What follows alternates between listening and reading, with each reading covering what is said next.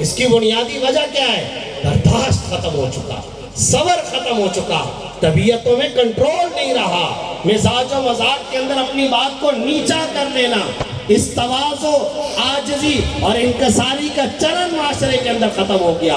تصور کریں نا، نعرہ تکبیر، آیت الخیر حضرت مولانا قاری محمد حنیف جلندری، یادگار اسلاف حضرت مولانا قاری محمد حنیف جلندری، نعرہ تکبیر، شان محمد مصطفیٰ، قائد دینی مدارس حضرت مولانا قاری محمد حنیف جلندری، جلندری صاحب، جلندری صاحب، جلندری صاحب، قاری محمد حنیف صاحب جلندری، نعرہ تکبیر۔